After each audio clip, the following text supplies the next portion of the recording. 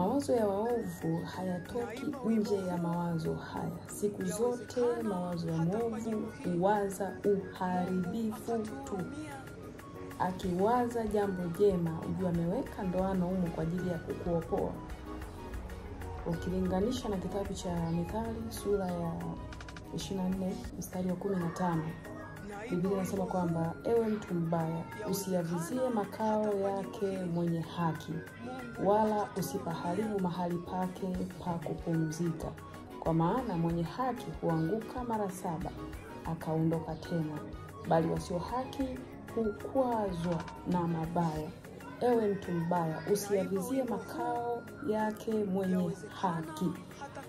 Ni Biblia inakuonya hapa. Mungu anasema kwamba usiyaharibu. Watu wa Mungu wanasema usiyavizie makao ya mtu wa haki. Alimadamu mtu anazungumza na unajua kweli huu ni ukweli, na unajua hii kweli ni haki, wewe usijaribu kuvizia. Haulali usiku na mchana unavizia, unazunguka kwenye nyumba ya mwenye haki, unazunguka ukimwona njiani, unatamani kummeza, unatamani kumuondoa. Biblia inasema usimvizie mwenye haki. Maana mwenye haki ni mwenye haki tu, msema kweli tu siku zote. Lakini wewe mwongo, tabia yako ikidhihirika, watu wote watakuchukia. Natamani sana dunia hii ambayo Mungu ametupa iwe ni dunia ya amani. Tena hiyo dunia yenye busara. Hapa hatukutengenezewa pawe mahali pa haribifu. Hatukutengenezewa kama ni mahali pa majuto.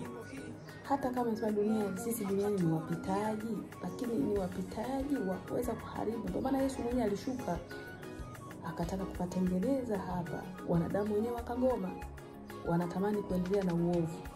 Natamani kuendelea na kakidada kale, natamani kuendelea na kaka kale, natamani kuendelea na ubovu ule, natamani kuendelea na uwaji, natamani kuendelea na utekaji, natamani kuendelea. Yaani unatamani ubaya tu. Akitokea mtu mwenye haki, basi ni kwenda kumvizia kwenye makao yake ili uweze kumfisha. Hivi akifa unafikiri utaimaliza haki? Watu wa Mungu, kadri unavyoondoa watu wa haki, ndivyo haki inazidi kutawala.